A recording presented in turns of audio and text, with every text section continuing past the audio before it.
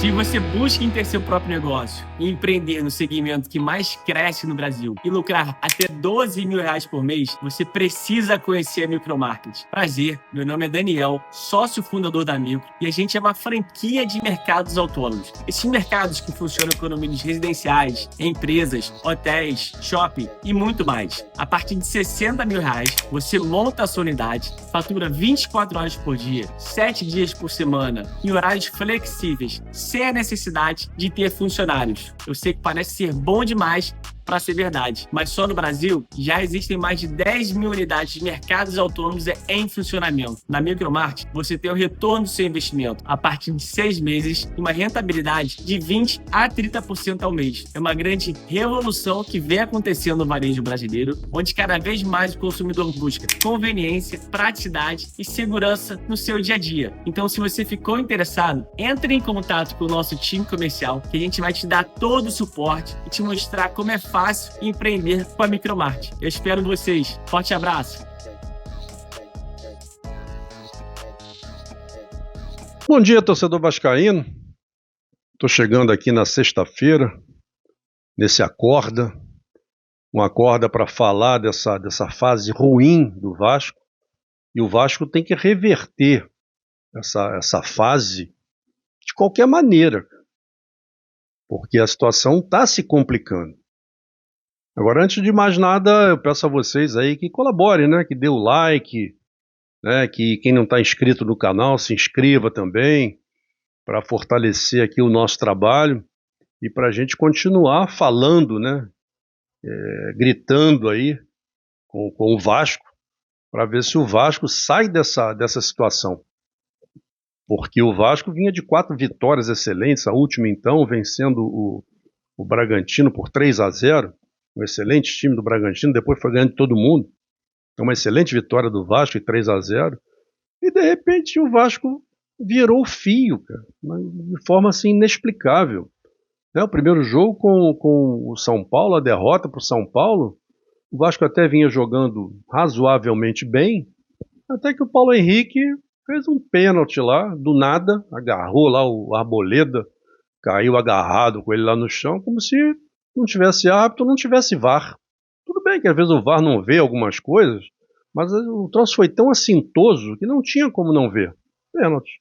E ali o São Paulo fez 1-0, já desestabilizou um pouco o time, e aí foi a vez do Diniz também, né, que inventou um esquema, eu até falei, o esquema 4-0-6, eram 4 defensores, 0 no meio do campo e 6 atacantes.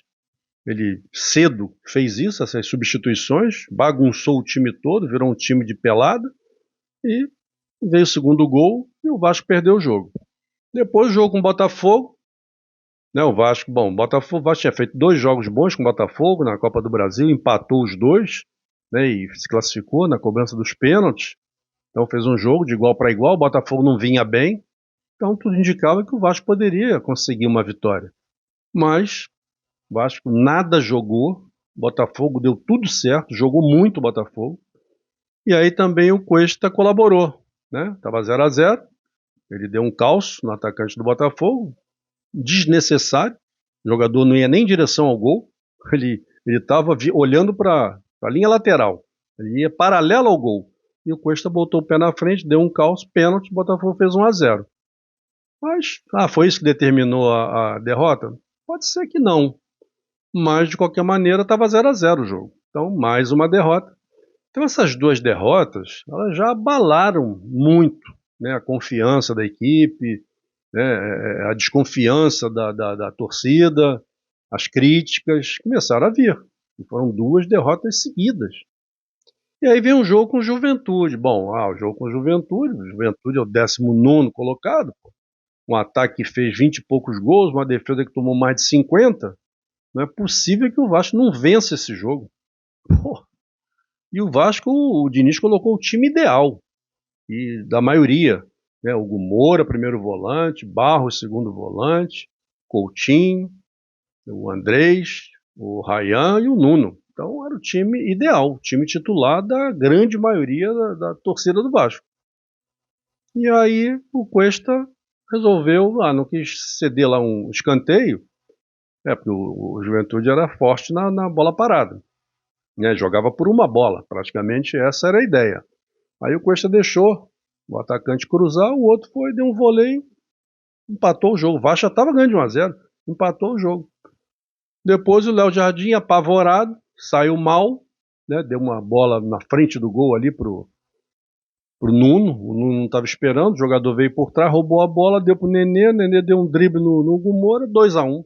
Pronto. E aí as coisas desandaram. O time perdeu a confiança, já vinha com 2 derrotas, tomou a virada, 2-1, se desesperou e ao final ainda tomou mais um, 3-1. Então, terceira derrota. E aí vem o jogo com o Grêmio, né, de agora. Quer dizer, o Vasco com 3 desfalques importantes, né, para as seleções, o Paulo Henrique, o Cuesta e o Andrés. Ainda cedeu também o Puma, mas o Puma foi dispensado lá da seleção uruguaia e veio correndo para jogar. E tinha que jogar, óbvio. Tinha que jogar e jogou. Agora, o Diniz talvez tenha feito as opções não muito boas para esse tipo de jogo. Eu até comentei no pré-jogo, olha, esse é um jogo que o Grêmio vai para cima. O Grêmio tem que ganhar. Joga em casa, está com 40 pontos, quer fazer 3 para se afastar da zona de rebaixamento. Então é um jogo para o Vasco tentar vencer no contra-ataque, com velocidade. Aí ele entra com o Verratti, né?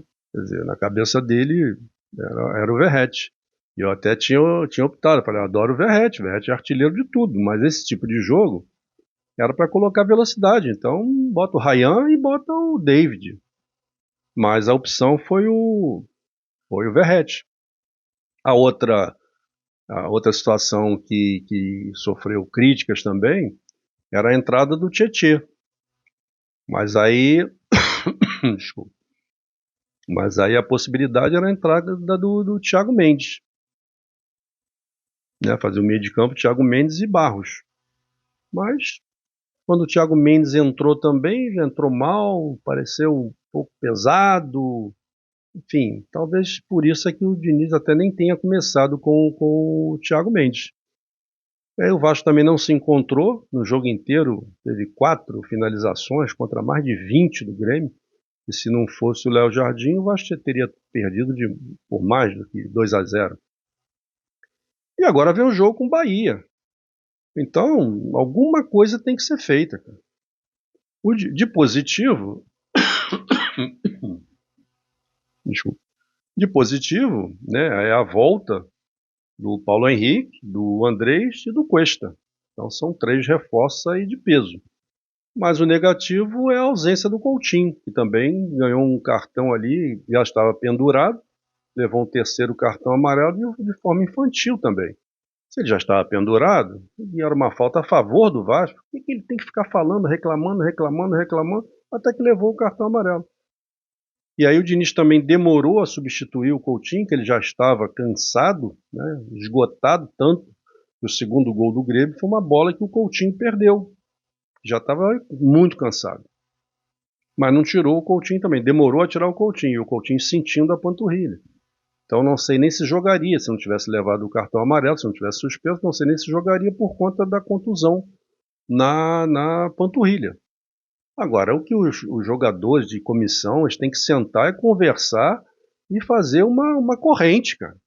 Né? Uma coisa unida, uma coisa pesada. Cara. Porque a gente, lógico que a gente não quer falar, a gente muito menos pensar, mas é fato. É fato. A distância do Vasco hoje para o Vitória, que é o primeiro da zona de rebaixamento, são só 6 pontos. Ah, é uma gordura considerável? Pode ser. Pode ser. Ou não. Por quê? Porque o Vasco vai jogar com o Bahia. Então, é mais uma possibilidade de vir mais uma derrota. Bahia em Salvador. Eu vi o jogo do Bahia contra o Fortaleza. O Fortaleza venceu por 3-2.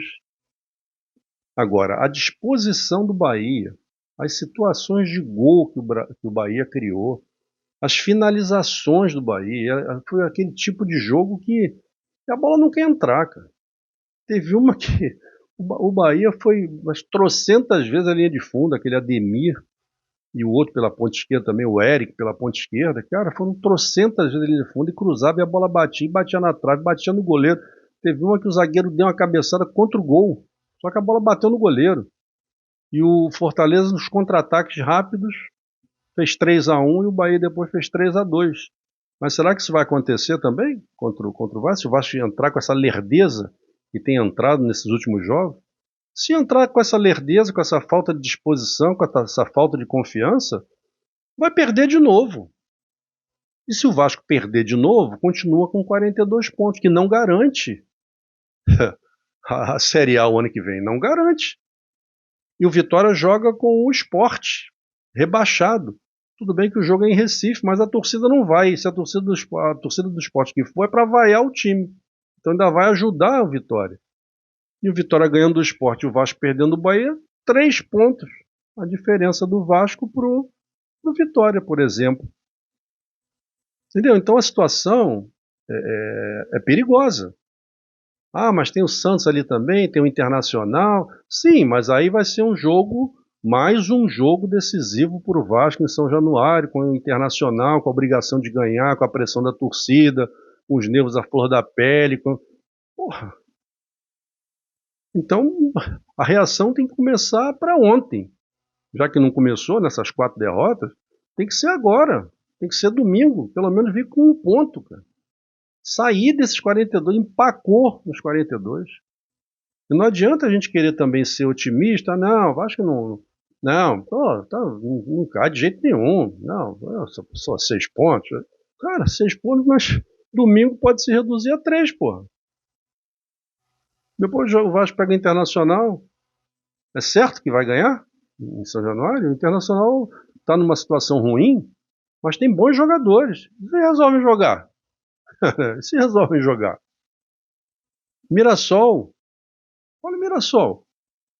Time perigoso. Ganhou de vários times aí. Pô, tá lá em 4º lugar, tá lá em cima. Depois Atlético Mineiro fora. Olha a coisa complicada aí pro Vasco.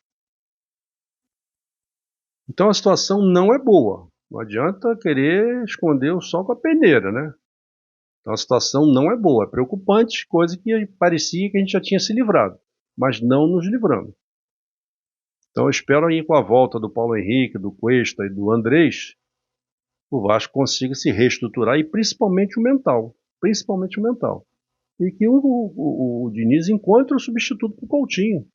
Ah, será que pode ser o Matheus França? Não sei, cara. Não sei. E do jeito que o Matheus França entra nos jogos, pô, meio desligadão, será que substitui o Coutinho ali? Não sei. Não sei se é o ideal.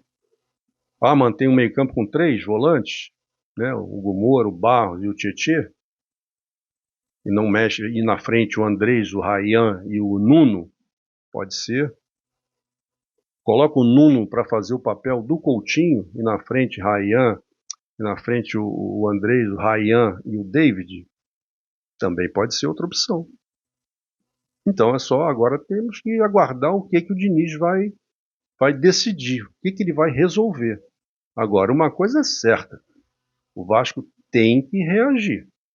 Isso daí não tem negociação, porque a situação, porque a Copa do Brasil, e o Vasco tem que chegar lá, né, bem, né, com a cabeça boa, com moral elevado. Não está me interessando agora a Copa do Brasil. A Copa do Brasil é em dezembro. Interessa como é que o Vasco vai chegar, se vai chegar bem, se vai chegar mal, não estou interessado. Porque a Copa do Brasil, o Vasco já está na semifinal. Vai disputar 2 jogos, tá bom. E na hora dá um jeito. Agora, a minha preocupação agora é o Campeonato Brasileiro. A prioridade agora é o Campeonato Brasileiro. É fazer esses famosos 3 pontos, cara. Então o Vasco tem que focar nisso agora. Ok, torcedor? Fico por aqui. E aí você manda aí suas sugestões, suas críticas, suas opiniões, tá bom? E assim que puder, responda a todo mundo, tá bom? Grande abraço e até a próxima.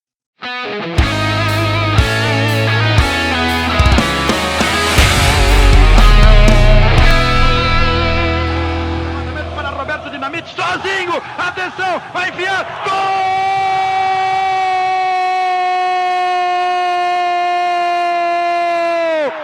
Que golaço maravilhoso do moço que mora em Caxias!